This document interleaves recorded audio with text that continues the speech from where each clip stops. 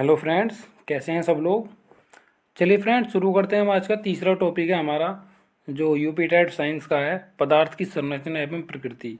मैंने पहले ही बताया था आप लोगों को कि इसमें जो है मैंने कोई टॉपिक वगैरह नहीं छाटे, सीधी एनसीईआरटी की बुक ही उठा ली है, जो कि हमारे टॉपिक इसमें आराम से मिल रहे हैं। तो फ्रेंड्स चलिए शुरू करते हैं। देखो इसमें हमें क्या पढ़ना है, पहले ये जानकारी करते हैं।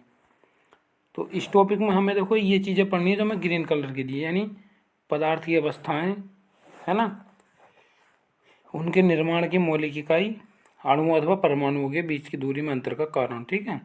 रसायन की भाषा, क्या पढ़ना है, रसायन की भाषा, तत्वों के संकेत। और क्या पढ़ना, रासायनिक सूत्र पढ़ने हैं, रासायनिक सूत्र से लाभ, अवयवी तत्व एवं उनके अनुपात। फिर अम्ल क्षारक और उदासीन यौगिकों की अवधारणा। उसके बाद अम्ल क्षारक और लवण की प्रकृति का उपस्थिति एवं उपयोग। फिर प्राकृतिक सूचक। फिर उसके बाद उदासीनीकरण एवं उसका दैनिक जीवन में उपयोग। तो फ्रेंड्स ये सभी हमें जो इतना सारा क्या करना है, ये सब हमें पढ़ना है। ठीक है, जितना भी ये बताया है। तो चलिए फ्रेंड्स शुरू करते हैं। देखो एक टॉपिक करके, फालतू की बकवास कुछ नहीं पढ़नी है हमें, केवल काम कम का पढ़ना है। ठीक है। तो देखो ये है कि पदार्थ की बात करें। ठीक है। आसपास जब तुमने बहुत सारी वस्तुएं देखी होंगी, कौन कौन सी, कुर्सी, मेज, अलमारी, जल, है ना, दूध आदि। मेज कुर्सी लकड़ी से तथा अलमारी लोहे से बने होते हैं। लकड़ी, लोहा आदि पदार्थ इन वस्तुओं की उपस्थिति का अनुभव, है ना, अनुभव जो करता है, इनमें आँख से देखकर, हाथ से छूकर, और जल और दूध भी तरल पदार्थ है जिसे गिलास या किसी पात्र में रखा जाता है। अब बात सारी पदार्थ के ऊपर आ रही है। तो देखो और क्या, वायु क्या है। वायु वैसे तो एक मिश्रण माना जाता है, लेकिन क्या, वायु भी एक पदार्थ है। क्या है, पदार्थ है, बहुत ही मोस्ट इम्पोर्टेंट है। तो वायु के अगर कहीं दिख जाए कि वायु क्या है, तो वायु हमारी क्या, पदार्थ है, और क्या है, एक मिश्रण भी है। ठीक है, मिश्रण। और क्या, वायु हमारी मिश्रण भी है, जिसमें विभिन्न प्रकार की गैसें मिली होती हैं। Okay friend. तो तो अब बात पदार्थ की आई, तो पदार्थ के बारे में हमें सिर्फ इतना पढ़ना है कि पदार्थ यानी द्रव्य वह है जो स्थान घेरता है, जिसमें भार होता है, जिसका ज्ञान हम अपनी इंद्रिय द्वारा कर सकते हैं। ठीक है, मेन पॉइंट है ये। तो पदार्थ वह है जो स्थान घेरता है, जिसमें भार होता है, और जिसका ज्ञान हम इंद्रिय द्वारा कर सकते हैं। नेक्स्ट है पदार्थ के निर्माण की मौलिक इकाई। तो पदार्थ छोटे छोटे कणों से मिलकर बने होते हैं, जिन्हें हम अपनी आंखों से नहीं देख पाते हैं, जिन्हें हम परमाणु या अणु कहते हैं। तो अब बात है परमाणु अणु की। तो ठीक है, इसके बारे में देखो, परमाणु पदार्थ का वह सूक्ष्मतम कण है जो स्वतंत्र अवस्था में नहीं रह सकता। सामान्यतः दो या दो से अधिक परमाणु संयोग करके परमाणुओं का समूह बनाते हैं, जिन्हें अणु कहते हैं, है ना। तो कहने का मतलब है पदार्थ अणुओं से मिलकर बना होता है ना। और किससे, वो जो अणु होते हैं, अणु परमाणु से मिलकर बने होते हैं। ठीक है। तो क्या हमारा, मान लो ये पदार्थ है, तो पदार्थ में क्या होंगे, कुछ अणु होंगे, है ना।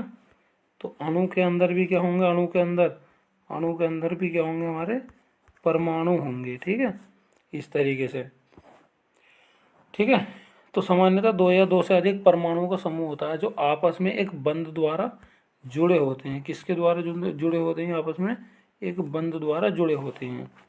ठीक है। यह जो अणुओं के परमाणुओं में परस्पर आकर्षण बल के रूप में होते हैं, अणु को किसी पदार्थ के उसे सूक्ष्मतम कण के रूप, है ना, में परिभाषित कर सकते हैं, जो स्वतंत्र रूप से अस्तित्व में रह सकता है। देखो भी, परमाणु नहीं रह सकता, स्वतंत्र रूप से अणु रह सकता है ना। तो ये बात ध्यान रखना है। तो देखो अणु की बात करते हैं। ठीक है। अणु किसी पदार्थ की संरचना का वह छोटा कण है जो स्वतंत्र अवस्था में रह सकता है। परमाणु क्या होता है, परमाणु स्वतंत्र अवस्था में नहीं रह सकता। तो अणु किसी पदार्थ की संरचना का सबसे छोटा कण है जो स्वतंत्र अवस्था में रह सकता है, किंतु रासायनिक अभिक्रिया में भाग नहीं लेता। और परमाणु क्या होता है, परमाणु हमारा रासायनिक अभिक्रिया में भाग ले लेता है। ठीक है। परमाणु पदार्थ का सूक्ष्मतम कण है जो स्वतंत्र अवस्था में नहीं रह सकता, किंतु रासायनिक अभिक्रियाओं में भाग लेता है। बात करते हैं पदार्थ की अवस्थाओं की। ठीक है, पदार्थ की अवस्थाएं क्या होती हैं, तो अवस्थाओं के बारे में पढ़ते हैं। देखो अभी तक हमने 3 अवस्थाएं पढ़ी हैं, लेकिन अगर हाई लेवल की बात करें तो पदार्थ की 5 अवस्थाएं होती हैं। ठीक है, तो देखो यहाँ पदार्थ की 3 दी हैं, तो फिलहाल 3 मानेंगे, लेकिन वैसे 5 होती हैं अगर गहराई की बात करें। तो देखो एक तो हमारी ये ठोस हो गई, ठीक है, कौन कौन सी हो गई, एक तो ठोस हो गई, दूसरी द्रव और गैस। अच्छा, तीसरी अवस्था जो आएगी वो आती है हमारी प्लाज्मा। क्या आती है हमारी? प्लाज्मा अवस्था आती है। ठीक है, कौन सी होती है हमारी? प्लाज्मा, जो कि रक्त के ऊपर का एक भाग होता है। तो प्लाज्मा होती है। और 5वीं होती है हमारी बोस आइंस्टीन। क्या होती है हमारी? बोस आइंस्टीन, है ना। तो बोस आइंस्टीन क्या होती है हमारी? 5वीं अवस्था होती है पदार्थ की। ठीक है, तो चलो इनके ठोस के बारे में पढ़ लेते हैं। ठोस क्या है? पदार्थ की ठोस अवस्था में कण अत्यंत पास पास होते हैं, जिस कारण उनके बीच अंतराणु के स्थान, दोनों के बीच का स्थान है ना, कम होता है। और द्रव क्या होते हैं? द्रव पदार्थ द्रव की अवस्था में कण की अपेक्षा अधिक दूरी पर होते हैं, है ना। तो अणु जो हैं वो जो अधिक दूरी पर होते हैं, जिस कारण उनके बीच अंतराणुक बल जो अंतराणुक स्थान यानी 2 अणुओं के मध्य का स्थान, ठीक है, वो क्या अधिक होता है। और गैस में तो वैसे भी दूर दूर होते हैं ना। गैस अवस्था में कण जो अणु होते हैं बहुत बहुत दूर होते हैं, उनके बीच अंतराणु स्थान बहुत ही अधिक कम होता है, मतलब बहुत कम होता है, जिससे वो स्वतंत्र रूप से गति कर सकते हैं। तो देखो इस प्रकार, देखो ये हमारे ठोस के अणु दिखाए गए, ये द्रव के हैं, और ये किसके हैं हमारे? ये वाले जो हैं ये गैस के हैं, है ना, बहुत अलग अलग। अब देखते हैं पदार्थ की आणविक संरचना। देखो फालतू कुछ नहीं पढ़ना है, कम कम की चीज पढ़नी है। ठीक है, पदार्थ के कणों की व्यवस्था उपरोक्त अंतर उनके बीच लगने वाले बल के कारण होती है। यदि 2 अणुओं के बीच लगने वाले इस विशेष बल को अंतराणुक बल कहते हैं। तो 2 अणुओं के, है ना, 2 अणुओं के बीच लगने वाले विशेष बल को, है ना, क्या कहते हैं? अंतराणुक बल कहते हैं। यह एक प्रकार का आकर्षण बल होता है जो अणुओं को आपस में बांधे रखता है। ठीक है, ठोस अवस्था में यह बहुत अधिक होता है। ठोस के अणुओं को आपस में बांधे रहने के कारण, ठीक है, ठोस पदार्थों की आकृति एवं आयतन निश्चित होता है। देखो ठोस पदार्थों की आकृति, है ना, आकृति एवं आयतन क्या होता है?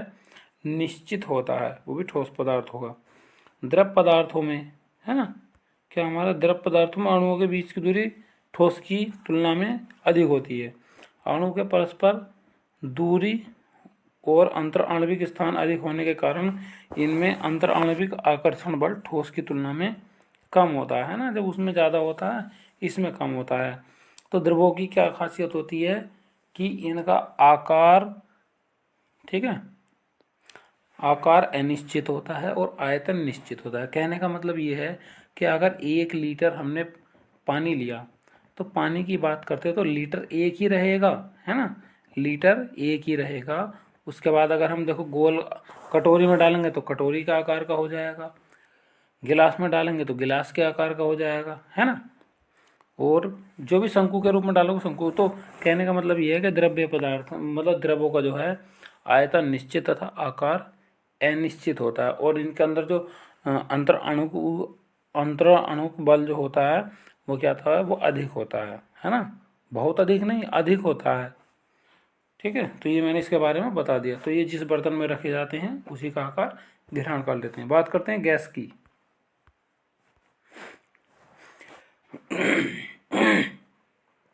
गैस के अणुओं के बीच की दूरी ठोस एवं द्रव की तुलना में बहुत अधिक होती है ना। गैस के अणुओं के बीच की दूरी ठोस एवं द्रव की तुलना में बहुत अधिक होती है, जिसके कारण गैस के अणुओं के मध्य लगने वाले आकर्षण बल का मान नगण्य होता है। गैस की आकृति एवं आयतन दोनों ही अनिश्चित होते हैं। कहने का मतलब, ठीक है, ये जिस बर्तन में रखी जाती हैं उसी का आकार एवं आयतन ग्रहण कर लेती हैं। ठीक है, तो आयतन का मतलब ये थोड़ी है। अब हमने गैस ली, गैस क्या होगा कि किसी सिलेंडर में बंद होती है, तो जैसा सिलेंडर होगा वैसे हो जाएगा और उसी का आयतन ग्रहण कर लेंगी, है ना। ऐसा थोड़ी ना है कि 1 लीटर पानी या 10 लीटर वाले कंटेनर में रख दिया तो आयतन तो वही रहेगा 1 लीटर, लेकिन आकृति उसकी ग्रहण कर लेगा। लेकिन गैस में क्या होगा? गैस में अगर हमने 1 लीटर गैस डाल दी तो पूरे उसमें फैल जाएगी, है ना। तो देखो ये क्या दिया हमारे, देखो ये ठोस पदार्थ होगा दिया है, जैसे बर्फ़ है, ये द्रव के अंदर है अंतराणु बल, और ये क्या है, गैस के अंदर। ठीक है, ये सब दिया है। नेक्स्ट है तत्व एवं यौगिक। नेक्स्ट टॉपिक क्या हमारा, तत्व एवं यौगिक।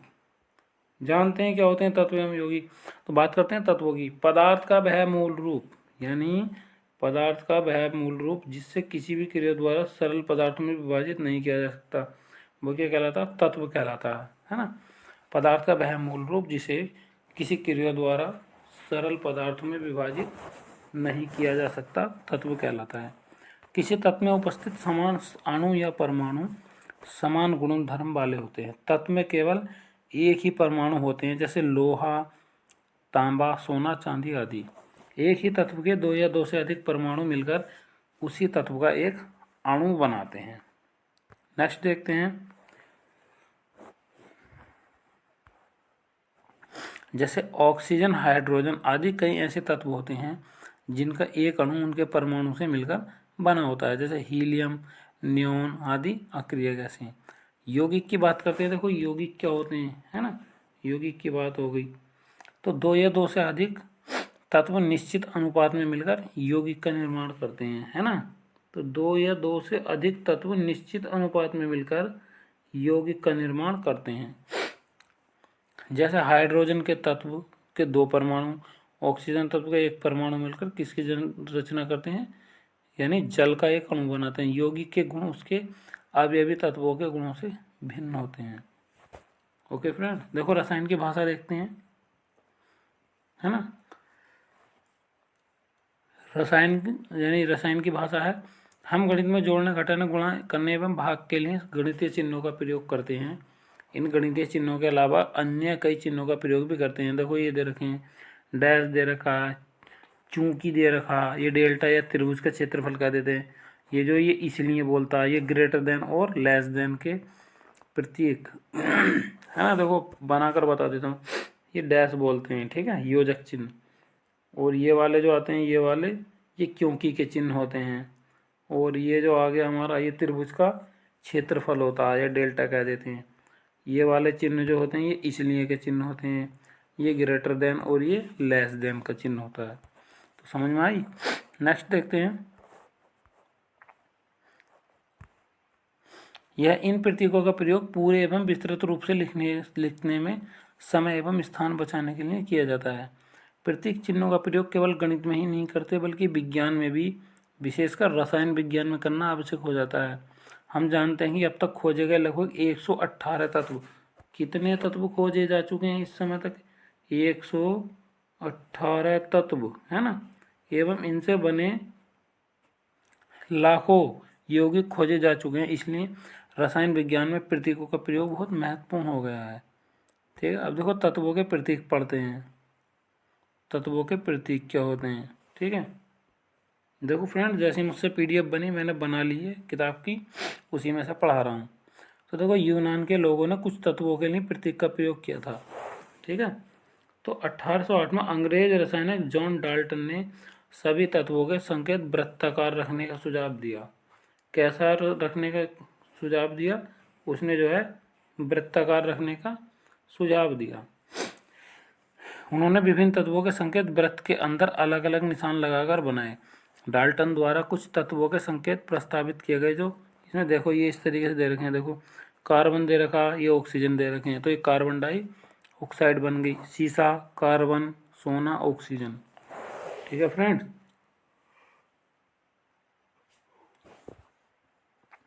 लोग इनके बाद पढ़ते हैं।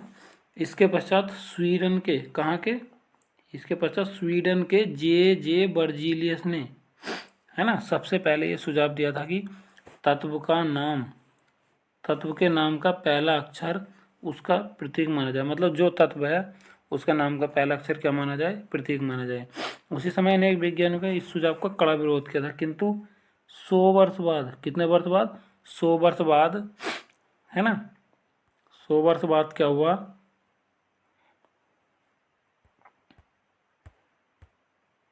100 वर्ष बाद उनके सुझाव को सबकी मान्यता प्राप्त हुई। तो इस प्रकार अब प्रत्येक तत्व को अंग्रेजी वर्णमाला के एक अथवा दो अक्षरों से दर्शाया जाता है। अधिकांश तत्वों के अंग्रेजी नाम के पहले अक्षर को उसका प्रतीक माना जाता है। जैसे हाइड्रोजन के लिए H, ठीक है। हाइड्रोजन के लिए क्या चाहिए था हमारा H, है ना। और इस सल्फर के लिए S, ऑक्सीजन के लिए O, है ना। कार्बन के लिए C का प्रतीक निर्धारित किया गया। एक ही अक्षर के नाम से प्रारंभ होने वाले दो या दो से अधिक तत्वों के लिए प्रतीक निर्धारण हेतु एक तत्व के लिए पहला अक्षर प्रतीक निर्धारित कर बाकी के लिए पहले अक्षर के एक अक्षर के साथ एक और अक्षर जोड़कर उसका प्रतीक निर्धारित किया गया। ऐसी स्थिति में पहला अक्षर दीर्घ अक्षर तथा दूसरा लघु, मतलब जैसे हमें लोहे का सूत्र लिखना है तो आयरन बोलते हैं यानी Fe, तो पहला क्या रखा जाएगा हमारा दीर्घ रखा जाएगा, है ना। जैसे मैग्नीज है हमारा तो मैग्नीज ये M और N, तो ये मैग्नीज रखा जाएगा। इस तरीके का इनके कहने का मतलब है। देखो इनके कुछ नाम पढ़ते हैं क्या क्या दिए हैं। देखो हाइड्रोजन है हमारा, क्या दिया हमारा हाइड्रोजन, हाइड्रोजन का H से, है ना। कार्बन का C से, फ्लोरीन का F से, नाइट्रोजन का N से, फास्फोरस का P से, सल्फर का S से, एल्युमिनियम का Al से, आर्गन का Ar से, फिर ब्रोमीन का Br से, कैल्शियम का Ca से, क्लोरीन का Cl से, कोबाल्ट का Co, है ना। Cu जो होता है कॉपर का, CO होता है कोबाल्ट का, हीलियम का He, मैग्नीशियम का Mg, नियोन का Ne और सिलिकॉन का Si। ये सब इनके नाम दिए गए हैं, ठीक है फ्रेंड्स, और कुछ नहीं है। और देखते हैं आगे क्या है। देखो कुछ लैटिन नाम दे दिए। अब देखो उनके जो हिंदी में काम नहीं कर पाए उनके कुछ लैटिन नाम बताए। तो देखो सोडियम, सोडियम का लैटिन नाम क्या बैठेगा हमारा नाइट्रियम, नेट्रियम। तो जैसे हमारा सोडियम है तो सोडियम का लैटिन नाम नेट्रियम, और नेट्रियम का ही पहले जो है ये उठा लिए Na, तो सोडियम को Na से लिखते हैं। जैसे कॉपर है Cu, है ना, तो क्यूप्रम बोलते हैं इसे, क्या बोलते हैं कॉपर को क्यूप्रम, तो क्यूप्रम का Cu उठा लिया गया, है ना।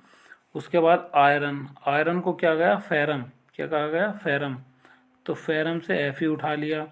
फिर पोटेशियम, पोटेशियम को कैलियम कहा जाता है, क्या कहा जाता है कैलियम, कैलियम का K उठा लिया। और सिल्वर, सिल्वर का अर्जेंटिनम, अर्जेंटनम, तो अर्जेंटनम का Ag उठा लिया। गोल्ड, गोल्ड का कहा जाता है आरम, आरम को Au, और पारे को मरकरी, मरकरी मतलब हाइड्रा एरगाइरम, यानी हाइड्रा एरगाइरम, यानी इनका मतलब Hg इन्होंने उठा लिया है। और देखते हैं प्रतीक का महत्व। किसी तत्व का संकेत निम्नलिखित सूचनाओं को भी व्यक्त करता है। दो सूचना बताती हैं, एक तो तत्व का नाम बताएगा और एक तत्व का परमाणु। इस प्रकार H हाइड्रोजन तत्व को हाइड्रोजन का एक परमाणु व्यक्त करता है। नाम का पहला अक्षर जो होगा कहने का मतलब उसके पास एक परमाणु रहता है ना फ्रेंड्स। अब बात करते हैं रासायनिक सूत्र की। तत्वों के अणु में एक ही प्रकार के परमाणु होते हैं। कुछ अणुओं में दो परमाणु, कुछ में तीन से अधिक परमाणु होते हैं। दूसरी ओर एक यौगिक का अणु विभिन्न तत्वों के परमाणु से मिलकर बनता है, ठीक है। यह आएगा हमारा तत्व अथवा यौगिक के अणु सूत्रों को उनमें उपस्थित विभिन्न अणुओं के प्रतीक हैं को के रूप में लिखते हैं। इस प्रकार परमाणु भी है प्रतीक के समूह को रासायनिक सूत्र कहते हैं। क्या कहते हैं उसको, रासायनिक सूत्र कहते हैं, ठीक है। और देखते हैं तो तत्व का अणुसूत्र। देखो तत्व का अणुसूत्र कैसे लिखेंगे। तत्व के अणुसूत्र को दर्शाने के लिए जानना आवश्यक होता है कि उस तत्व का एक अणु कितने परमाणु से मिलकर बना है। अणुसूत्र लिखना है तो उसे पता करना है कि तत्व का एक अणु कितने परमाणुओं से मिलकर बना है। जैसे हाइड्रोजन का एक अणु दो हाइड्रोजन परमाणु से मिलकर बना है, अतः हाइड्रोजन के अणु को उसके प्रतीक H का प्रयोग करते हुए H2 दर्शाया जाता है। तो देखो ये है मेन बात, है ना। किसी तत्व के क्या हमारे, देखो किसी तत्व के अणु को दर्शाने वाले, है ना, किसी तत्व के अणु को दर्शाने वाले उसके परमाणुीय प्रतीक के समूह को तत्व का अणु सूत्र या संक्षेप में सूत्र कहते हैं, है ना। देखो जैसे इधर है ऑक्सीजन, नाइट्रोजन, क्लोरीन, ब्रोमीन तथा आयोडीन ऐसे तत्व हैं जिनके एक अणु में हाइड्रोजन के समान ही दो परमाणु होते हैं, अतः उनके अणु को क्रम से O2, N2, Cl2, Br2, I2, है ना, इस तरीके से लिखे जाते हैं, है ना। I2 मतलब आयोडीन, आयोडाइड, देखो इसको बोलते हैं ऑक्सीजन, है ना। नाइट्रोजन, क्लोरीन, ब्रोमीन, आयोडीन ये इनके अणु सूत्र हैं। क्या दे रखे हैं? ये इनके हमारे अणु सूत्र दे रखे हैं। फास्फोरस तथा सल्फर के एक अणु में क्रमशः 4 तथा 8 परमाणु होते हैं। अतः इनके एक अणु को P4 एसिड किस किस से लिखते हैं? जैसे P4 दे रखा है ना, एसिड दे रखा है ना, ये इस तरीके का दे रखा। तो अधिकांश धातुएं परमाणु को समूह में रहती हैं, अतः इनको इनके प्रतीक द्वारा ही दर्शाते हैं। क्या करते हैं? इनके प्रतीक द्वारा ही दर्शाते हैं। तो देखो अब क्या है, जो मेन डेफिनेशन आई है इसकी निकल के, किसी तत्व के, है ना, किसी तत्व के एक अणु में उपस्थित परमाणुओं की संख्या को, किसी तत्व के एक अणु में उपस्थित परमाणु की संख्या को उसकी परमाणुकता कहते हैं। यह तत्व अणु सूत्र लिखने में उसके प्रत्येक दाईं ओर नीचे लिखी संख्या द्वारा दर्शाई जाती है। हाइड्रोजन यानी H2, नाइट्रोजन N2 की परमाणुकता 2 है ना। इसमें कितने परमाणु हैं? 2 हैं। अब बात करते हैं यौगिक के अणु सूत्र की। यौगिक का अणु सूत्र क्या होता है? हम जानते हैं 2 या 2 से अधिक तत्व मिलकर यौगिक बनाते हैं। तो 2 या 2 से अधिक तत्व मिलकर क्या बनाते हैं? यौगिक।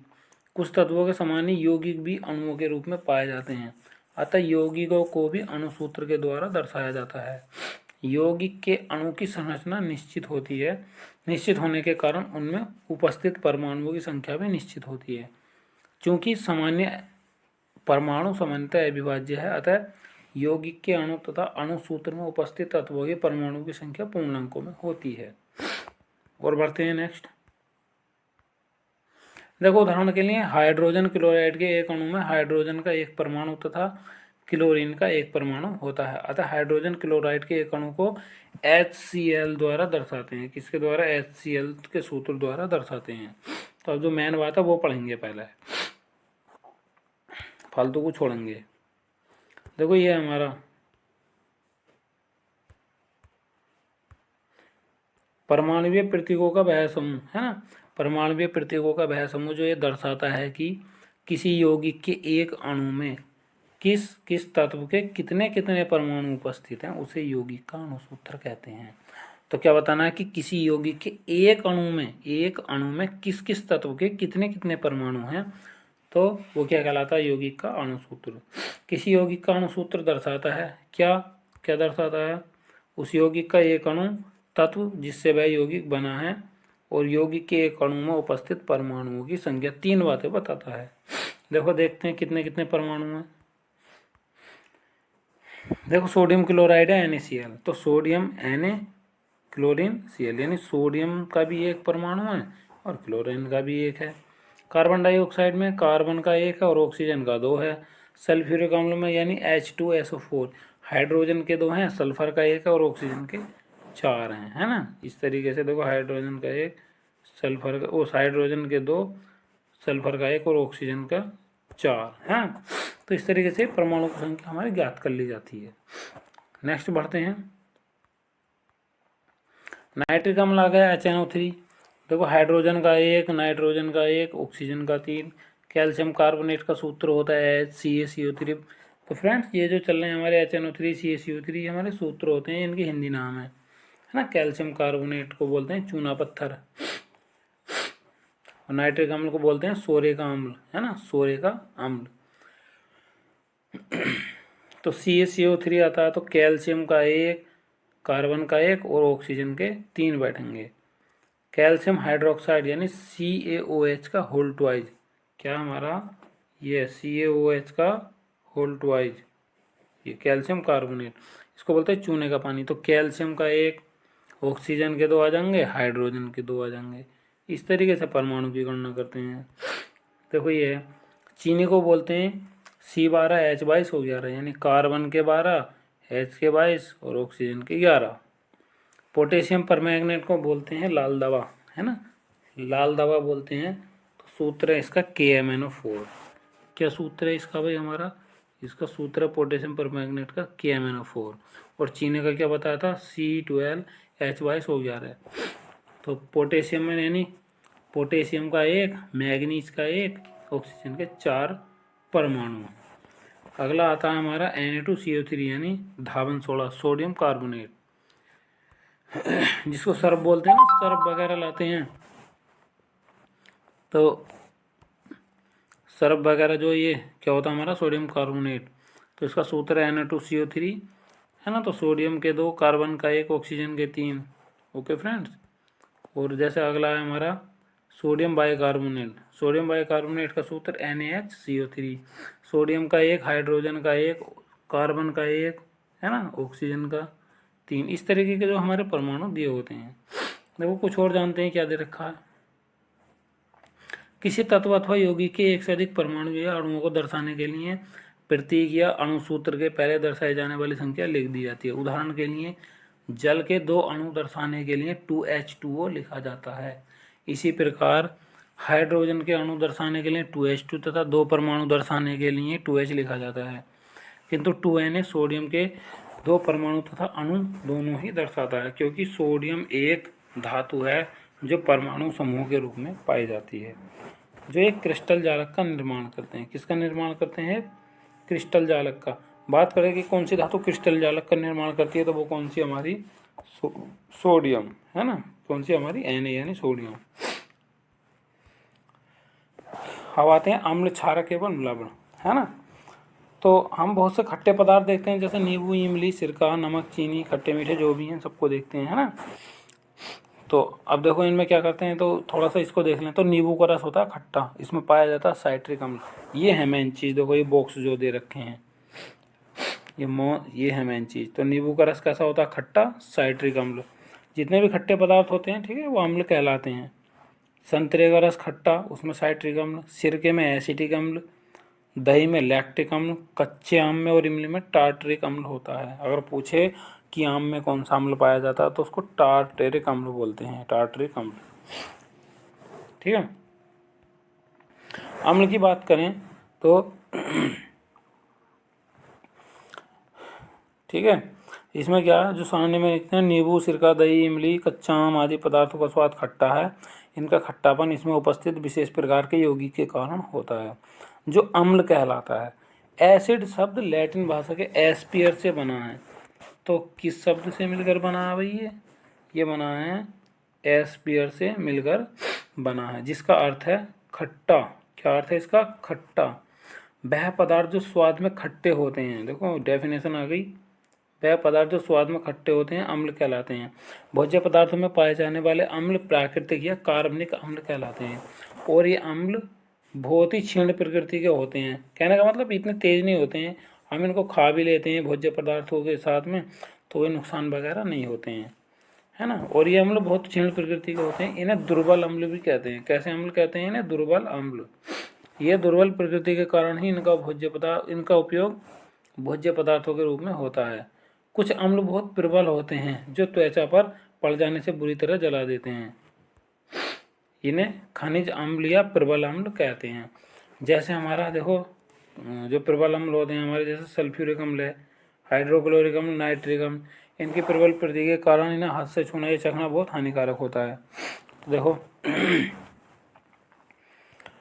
ऐसे अम्ल जिनमें पानी की मात्रा अधिक होती है, ऐसे अम्ल जिनमें पानी की मात्रा अधिक होती है तथा अम्ल की मात्रा कम होती है। देखो बात पर ध्यान देंगे, लिखे हुए को मत देखो, मैं जो बोल रहा हूँ उसको ध्यान रखना। ऐसे अम्ल जिनमें पानी की मात्रा अधिक होती है तथा अम्ल की मात्रा बहुत कम होती है, तो क्या कहलाते हैं? वो तनु अम्ल कहलाते हैं। तनु अम्ल कहलाते हैं। जिन अम्लों में पानी की मात्रा बहुत कम होती है वो सांद्र अम्ल कहलाते हैं, है ना। सांद्र जो प्योर होते हैं, जिनमें पानी की मात्रा बहुत कम होती है, नहीं। तो फ्रेंड थोड़ा सा देखो, ये वीडियो बेकार हो गई थी, देखो सही से दोबारा शुरू कर रहे हैं इसको। तो ऐसे अम्ल जिनमें पानी की मात्रा अधिक होती है तथा अम्ल की मात्रा कम होती है वो तनु अम्ल कहलाते हैं। और जिन अम्लों में पानी की मात्रा अधिक होती जिनमें पानी की मात्रा अधिक होती है और अम्ल होता है कम, वो होते हैं तनु। और जिनमें अम्ल की मात्रा अधिक और पानी की मात्रा कम होती है वो सांद्र अम्ल कहलाते हैं, है ना। सांद्र अम्लों में पानी की मात्रा बढ़ाकर उन्हें तनु अम्ल कर लिया जाता है ना। तनु से सांद्र नहीं हो सकते, सांद्र से तनु कर सकते हैं। क्या कर सकते हैं हम? देखो जो हमारा क्या दे रखा है, सांद्र दे रखा, सांद्र, है ना, सांद्र दे रखा। सांद्र से क्या कर सकते हैं हम? तनु कर सकते हैं। और तनु से सांद्र क्या कर सकते हैं? तनु से सांद्र नहीं कर सकते। ये हो जाएगा और ये काम नहीं होने का। ठीक है फ्रेंड। और देखो अम्ल को तनु बनाते समय एक बात का ध्यान रखना चाहिए। तो पहले बर्तन में क्या डालना चाहिए, पानी पानी रखना चाहिए। जितना पानी हमें उसे मिलाना है तो वो पानी हमें बर्तन में रखना चाहिए। उसके बाद धीरे धीरे उसमें अम्ल मिलाना चाहिए, है ना। अगर हम ऐसा नहीं करेंगे, हम अम्ल में पानी मिलाएंगे तो जैसे ही हम पानी मिलाएंगे तो पानी के साथ थोड़ी सी क्रिया करके अम्ल क्या उछल कर बाहर आ सकता है और आपके हाथ पैर वगैरह जला सकता है। तो इसलिए जो है अम्ल में हमेशा पानी में अम्ल मिलाया जाता है और ना कि अम्ल में पानी, है ना। अगर मान लो हमारा जो अम्ल से जल भी जाए तो तुरंत क्या धोना चाहिए, उसे पानी से धो देना चाहिए। या फिर और क्या, एक पोटेशियम परमैंगनेट अभी मैंने पढ़ाई थी, उससे धुलना चाहिए। तो ये अम्ल के प्रभाव को क्या कर देते हैं, कम कर देते हैं। बात आती है क्षारक। क्षारक क्या होते हैं, खाने का सोडा, है ना। कि विलियम को अपनी, मान लो हमारे पास खाने का सोडा, उसे लेकर थोड़ा सा भिगो कर अंगुलियों के बीच में रगड़ो तो ये साबुन जैसा चिकना लगता है। ऐसे पदार्थ जो स्पर्श करने पर साबुन जैसे लगते हैं, है ना। क्या, ऐसे पदार्थ जो स्पर्श करने पर साबुन जैसे लगते हैं वो क्या कहलाते हैं, भस्म या क्षारक या बेस कहलाते हैं। ठीक है, कौन कौन से नाम है इनके, या तो कहलाएंगे भस्म, या कहेंगे क्षारक, या इंग्लिश में कह देंगे बेस, है ना। ये कहलाते हैं। जो भस्म या क्षारक जल में अत्यंत घुलनशील है वे क्षार एल्कली कहलाते हैं, जैसे NaOH, KOH। चूने का पानी NH4OH, है ना। ये सभी क्षार क्या हैं, भस्म हैं। सभी भस्म क्षार नहीं होते। देखो क्या होते हैं भस्म, जो हमारे भस्म होते हैं, देखो भस्म भस्म जो होते हैं वो क्षार होते हैं। क्या होते हैं, हमारे क्षार होते हैं। और क्षार क्या होते हैं, जो क्षार होते हैं वो क्षार भस्म नहीं होते हैं, बस ये ध्यान रखना है। अब क्षारकों की पहचान करेंगे, है ना। क्षारकों की पहचान, अम्ल एवं क्षारक की पहचान करने के लिए इसमें विशेष प्रकार के पदार्थों का उपयोग कर सकते हैं जो सूचक कहलाते हैं। इन सूचकों को जब किसी अम्लीय या क्षारीय पदार्थों के विलयन में मिलाया जाता है तब इनका रंग बदल जाता है। लिटमस, हल्दी, गुड़हल की पंखुड़ियाँ आदि प्राकृतिक रूप से पाए जाने वाले सूचक हैं। अम्ल एवं क्षारक की पहचान करने के लिए प्राय लिटमस पेपर का प्रयोग किया जाता है। लिटमस पेपर नीले एवं लाल रंग की लाल कागज़ की पट्टियों के रूप में उपलब्ध होते हैं। तो दो तरीके के होते हैं हमारे, कौन से, या तो नीले रंग के होंगे या लाल। नीले को जो डुबाया जाएगा अम्ल में डुबाया जाएगा और लाल वाले को डुबाया जाएगा क्षार में, है ना। तो नीला लिटमस पेपर अम्ल में डुबाने पर लाल हो जाता है और लाल लिटमस पत्र क्षारक के यानी क्षार के विलयन में डुबाने पर नीला हो जाता है, यानी एक दूसरे के उल्टे हो जाते हैं।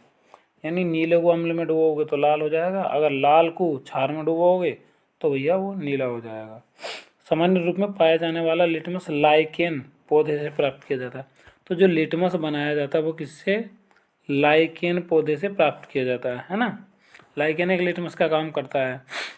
और दूसरा, गुड़हल के पुष्प की पत्तियाँ, क्या है हमारी, गुड़हल के पुष्प की पत्तियाँ भी सूचक के रूप में प्रयुक्त होती हैं।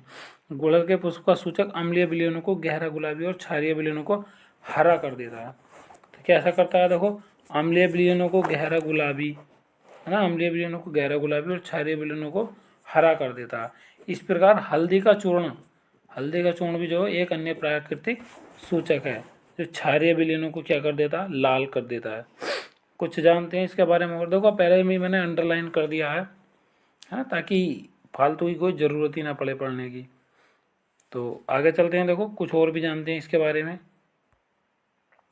प्रयोगशाला में अम्ल एवं क्षार के परीक्षण के लिए लिटमस पेपर के अतिरिक्त और दो क्या होते हैं, देखो एक मिथाइल ऑरेंज होता है और एक फिनोल्फैथलीन होती है। फिनोल्फैथलीन का प्रयोग किया जाता है। मिथाइल ऑरेंज अम्लीय विलयन में लाल तथा क्षारीय विलयन में पीला हो जाता है। क्या, मिथाइल ऑरेंज, है ना, मिथाइल ऑरेंज पेपर है तो अम्ल में डुबोएंगे तो लाल होगा, क्षार में डुबोएंगे तो वो क्षार में डुबोएंगे तो पीला हो जाएगा, ना कि नीला। फिनोल्फैथलीन अम्लीय विलयन में रंगहीन तथा क्षारीय विलयन में गुलाबी हो जाती है ना। अम्लीय विलयन में रंगहीन, मतलब अम्लीय विलयन में तो कोई रंगीन आने का, और क्षारीय विलयन में क्या हो जाएगी, गुलाबी। बढ़ते हैं नेक्स्ट। देखो अम्ल एवं क्षार की पारस्परिक क्रिया, ये इन्होंने क्या दिया, देखो ये हाइड्रोक्लोरिक अम्ल लिया है, ठीक है। इन्होंने क्या, देखो प्रयोग करके दिखाया और कुछ नहीं किया इसमें, है ना, ज़्यादा कोई वैसी बात नहीं है। तो इन्होंने क्या लिया देखो, एक तो हमारा HCl लिया यानी हाइड्रोक्लोरिक अम्ल, दूसरा सोडियम हाइड्रोक्साइड, तो HC है ना, तो NaCl यानी सोडियम का ले लिया और Cl का ले लिया, तो ये क्या हो गया हमारा NaCl यानी क्या हो गया हमारा नमक, H2 निकल गया और थोड़ी सी ऊष्मा बाहर निकल गई है। ठीक है, क्या निकल गई, थोड़ी सी ऊष्मा बाहर को निकल गई है ना, ऊपर को, बस ये देखना है। तो ये क्रियाकलाप करा। ठीक है, तो कहने का मतलब है, थोड़ा सा अंडरलाइन करके बताता हूँ कि जब किसी अम्लीय विलयन में क्षारीय विलयन मिलाया जाता है तो दोनों विलयन एक दूसरे को प्रभाव को उदासीन करते हैं और इस क्रिया को उदासीनीकरण क्रिया कहते हैं। यानी जब अम्ल को किसी क्षारीय विलयन में मिलाया जाता है तो क्या कर देते हैं, इस क्रिया एक दूसरे के प्रभाव को उदासीन करते हैं, इस क्रिया को उदासीनीकरण क्रिया का कहते हैं। उदासीनीकरण अभिक्रिया में एक नया पदार्थ बनता है जिसे क्या कहते हैं, लवण कहते हैं। क्या कहते हैं, इस अभिक्रिया में नया पदार्थ निर्मित होता है जिसे लवण कहते हैं। लवण अम्लीय, क्षारीय अथवा उदासीन प्रकृति के हो सकते हैं। उदासीनीकरण प्रक्रिया में निर्मुक्त ऊष्मा को उदासीनीकरण ऊष्मा कहते हैं, है ना, जो बाकी बची हुई हमारी ऊष्मा निकल जाती है। घरेलू एवं औद्योगिक क्षेत्रों में अम्ल, क्षारक तथा लवणों के उपयोग देखो कैसे करते हैं। दैनिक जीवन में हम अनेक वस्तुओं तथा भोज्य पदार्थों का उपयोग करते हैं जिनमें सामान्य अम्ल, क्षार तथा लवणों का उपयोग किया जाता है। तो आइए कुछ प्रमुख अम्ल और क्षार के लवणों के उपयोग के बारे में जानते हैं। देखो क्या क्या होते हैं। सबसे पहला आता है हमारा सल्फ्यूरिक अम्ल। सल्फ्यूरिक अम्ल का सूत्र होता है हमारा H2SO4। देखो फ्रेंड्स, जिन्हें याद नहीं है वो ध्यान से याद कर लेंगे। तो सल्फ्यूरिक अम्ल का सूत्र क्या होता है, H2SO4, और इसका दूसरा नाम है गंधक का अम्ल। ठीक है, तो अब इसका घरेलू उपयोग तो कुछ नहीं है, तो किस किस में उपयोग किया जाता है, उर्वरकों जैसे अमोनियम सल्फेट के निर्माण में, बैटरियों के निर्माण में, है ना, बैटरी वगैरह में डलता है सल्फ्यूरिक अम्ल, और रंग, कागज़, कपड़े आदि के उद्योग में। रंग का मतलब रंग बनाना है, जैसे भी कागज़ ऊपर जो रंग बिरंगे होते हैं उनका रंग निकालने, गलाकर रंग निकालने में, और कपड़ों को रंग निकालने में इनका इसका उपयोग होता है। देखो नाइट्रिक अम्ल आता है हमारा, क्या आता है हमारा, नाइट्रिक अम्ल, है ना। तो नाइट्रिक अम्ल की बात करते हैं। नाइट्रिक अम्ल का सूत्र होता है HNO3, और ये हमसे पूछा गया था कि नाइट्रिक अम्ल को घरेलू भाषा में क्या कहते हैं। इसको बोलते हैं सोरे का अम्ल, है ना, क्या बोलते हैं इसको, सोरे का अम्ल। अभी देखो हमारा नमक का अम्ल भी आएगा, तो इसका प्रयोग किस किस में किया जाता है, अम्लराज बनाने में, है ना, अमोनियम नाइट्रेट तथा उर्वरकों का मतलब होता है खाद जो होते हैं, खाद, डाई वगैरह, एवं सोने चांदी को शुद्ध करने में, है ना। और देखते हैं इसके अलावा और भी हैं, और किस में किया जाता है इसका उपयोग। देखो पटाखे तथा अन्य विस्फोटक जैसे TNT डायनामाइट विस्फोटक बनाने में। आता हमारा हाइड्रोक्लोरिक अम्ल। अगला कौन सा हमारा, हाइड्रोक्लोरिक अम्ल का सूत्र है हमारा HCl, है ना। तो HCl को क्या बोलते हैं, नमक का अम्ल। मैं पहले सोचा कर रहा था कि नाइट्रिक एसिड को ही हम नमक का बोलते हैं, लेकिन हम बोलते हैं हाइड्रोक्लोरिक एसिड को ही क्या बोलते हैं, नमक का अम्ल। तो इसके जो हमारे लैट्रिन वगैरह की सफाई करते हैं ना, टॉयलेट वगैरह की, तो हम किससे करते हैं, टॉयलेट वगैरह की सफाई इससे हाइड्रोक्लोरिक अम्ल से करते हैं, है ना। तो टॉयलेट की सफाई में घरेलू उपयोग होता है। अच्छा, औद्योगिक उपयोग यानी फैक्ट्रियों में किसके निर्माण में, तो क्लोरीन के निर्माण में होता है, नमक के शोधन में होता है ना। ये तो नमक का अम्ल इसलिए कहते हैं क्योंकि नमक के शोधन में इसका उपयोग होता है। अगला आता है हमारा एसिटिक एसिड। इसका सूत्र है CH3COOH, एसिटिक अम्ल, है ना, इंग्लिश में एसिटिक एसिड। और ये घरेलू क्या बोलते हैं इसको, सिरका बोलते हैं। जो हमारा सिरका नहीं बनाते हैं, सिरका गन्ने के रस से, तो उसमें ये पाया जाता है। इसका उपयोग किस में होता है, अचार बनाने में, दवा बनाने में। तो ये सेलुलोज एसीटेट यानी फोटो की फिल्म निर्माण में औद्योगिक उपयोग, और सफ़ेदा बनाने में, है ना फ्रेंड्स। अगला क्या हमारा, सोडियम हाइड्रोक्साइड यानी धावन soda. Sodium hydroxide caustic soda कहते हैं, धावन सोडा कहते हैं, है ना, खाने वाला अलग होता है। तो ये किस काम में आता है, घरेलू काम में, बर्तनों की सफाई में, है ना, कपड़े वगैरह जो धुलते हैं इनमें काम में आता है। और फैक्ट्रियों की बात करें तो साबुन के निर्माण में इसका उपयोग किया जाता है, और किसी काम में ये नहीं लिया जाता, सफाई वगैरह में लिया जाता है।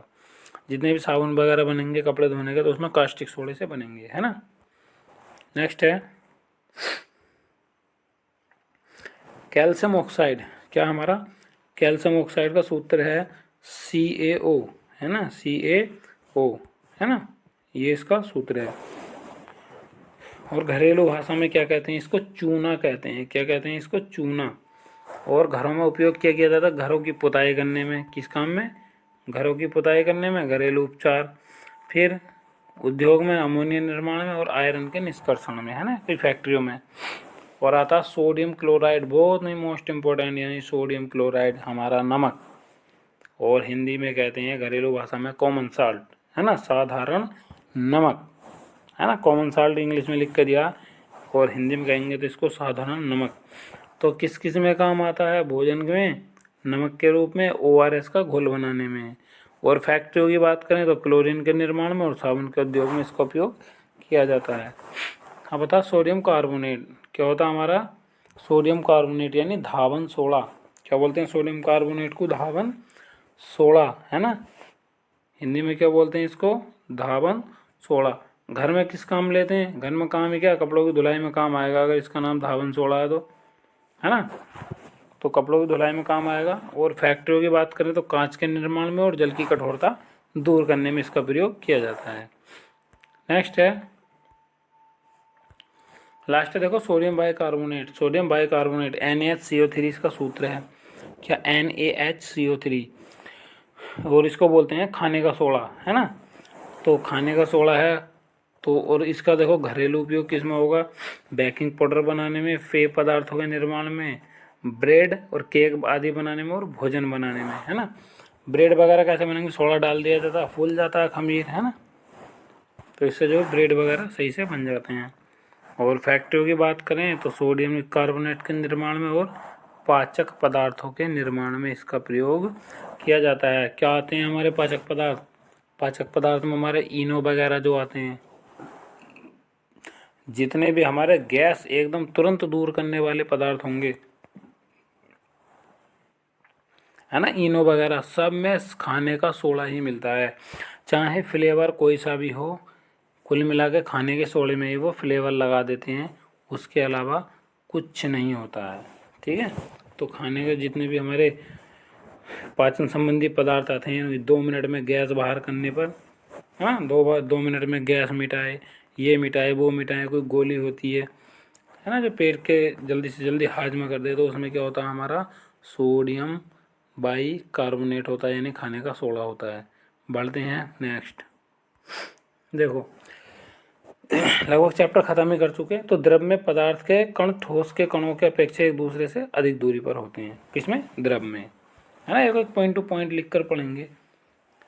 गैस अवस्था में पदार्थ के कण द्रव की तुलना में एक दूसरे से काफ़ी दूरी पर होते हैं। द्रव तथा ठोस की तुलना में गैस अत्यधिक संपीडनीय यानी कंप्रेसिबल, यानी अत्यधिक दबाव देकर उसको क्या किया जाता है? संपीडित किया जा सकता है, यानी द्रवित किया जा सकता है। अगला है पदार्थों के कणों के मध्य अंतरावकाश या रिक्त स्थान होते हैं। क्या क्या होते हैं? पदार्थों के कणों के मध्य अंतरावकाश या रिक्त स्थान होते हैं। विलयन में नमक या शर्करा जैसे विलेय पदार्थ घुल जाने पर जलों के कण या मध्य विद्यमान, है ना, रिक्त स्थानों में समाहित हो जाते हैं। अगला क्या हमारा? विभिन्न तत्वों को एक निश्चित प्रतीकीय चिन्ह द्वारा प्रदर्शित किया जाता है। प्रतीकों द्वारा तत्व का नाम ज्ञात होता है। सिरका, नींबू का रस, दही, इमली, कच्चा आम क्या होता है? खट्टा होता है। और खट्टा पदार्थ सामान्य अम्लीय होता है ना। और जो पदार्थ कड़वा होगा, कसैला होगा, वो पदार्थ कैसा होगा? क्षारीय हो जाएगा। ऐसे पदार्थ जो स्पर्श करने पर साबुन जैसे लगते हैं क्या कहलाते हैं? भस्म कहलाते हैं। ये क्षार या बेस कहलाते हैं, है ना। भस्म, क्षारक या बेस, है ना, कहलाते हैं। तो जो क्षारक जल में विलय होते हैं, जो क्षारक जल में विलय होते हैं उन्हें क्या कहते हैं? क्षार एल्कली, है ना। क्या कहलाते हैं? एल्कली, यानी क्षार कहते हैं। सूचकों द्वारा अम्ल और क्षार की पहचान की जाती है। अम्लीय तथा क्षारीय माध्यम में सूचक के अलग अलग रंग होते हैं, है ना। लिटमस, हल्दी तथा गुड़हल प्राकृतिक सूचक हैं। अम्ल तथा क्षार की क्रिया से लवण बनता है। तो फ्रेंड्स देखो, ये तो हमारी जितनी थी वो थ्योरी होगी, लेकिन अब कुछ क्या करेंगे हम, थोड़े से दो एक विकल्प हैं बस उनको और देखना, बाकी कुछ नहीं करना, ताकि हमें पता लगे कि कुछ सीख चुके हैं या नहीं सीख चुके हैं। तो देख लेते हैं। वैसे तो निशान लगा दिए मैंने। तो ये हमारा, इनमें से किसके अणुओं के बीच अंतर आणविक आकर्षक बल सबसे अधिक होता है? तो किसके बीच बताइए सबसे अधिक? तो भाप, भाप को कहते हैं ना गैस, तो किसके बीच होगा? तो यानी भाप के, है ना, भाप के अणुओं के बीच अंतर आणविक आकर्षण बल सबसे अधिक होगा। धावन 16 है। धावन 16 क्या कहलाता है ना, अभी पढ़ाया था धावन 16। देख लेते हैं एक बार। देखो धावन 16 मैंने पढ़ाया अभी। क्या है हमारा? सोडियम बाइकार्बोनेट यानी सोडियम कार्बोनेट Na2CO3। ये है देखो Na2CO3 यानी सोडियम बाइकार्बोनेट, ये हमारा धावन 16 है। ठीक है फ्रेंड्स, इसका उत्तर ये था। कैल्शियम हाइड्रोक्साइड का सूत्र यानी CaOH होता है। कैल्शियम हाइड्रोक्साइड का सूत्र CaO होता है ना। ये सोडियम हाइड्रोक्साइड होता है, ठीक है, कास्टिक सोडा बोलते हैं इसको। सोडियम बाइकार्बोनेट होता है हमारा धावन 16। नेक्स्ट है, ये इनमें कौन प्रबल अम्ल है? देखो एक साथ ही आ गया ये क्वेश्चन। देखो इसका आंसर ये हो जाएगा, इसका आंसर ये हो जाएगा, इसका आंसर ये। और प्रबल अम्ल हमारा नाइट्रिक अम्ल होता है। देखो साइट्रिक अम्ल भी पचा जाते हैं, एसिटिक अम्ल भी, टार्ट्रिक अम्ल भी, ये सब हम आसानी से पचा सकते हैं, लेकिन नाइट्रिक अम्ल जो बहुत प्रबल अम्ल होता है। ओके फ्रेंड्स, तो फ्रेंड्स बने रहिए हमारे साथ, और अब हमारा सब्सक्राइब कीजिए। हमारा चैनल बना रखा हमने जो हमारा AKS स्टडी के नाम से है, ठीक है।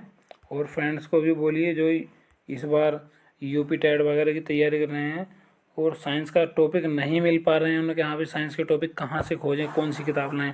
तो फ्रेंड्स मैंने जो ये सभी पूरी किताब उठा ली है और इसी किताब में से पढ़ेंगे, जो काम काम की चीज़ें, बकवास बिल्कुल नहीं पढ़ेंगे। सो फ्रेंड्स आई होप आपको वीडियो पसंद आई होगी। तो फ्रेंड्स वीडियो को लाइक करें और चैनल को सब्सक्राइब करें। सो फ्रेंड्स थैंक यू, जय हिंद।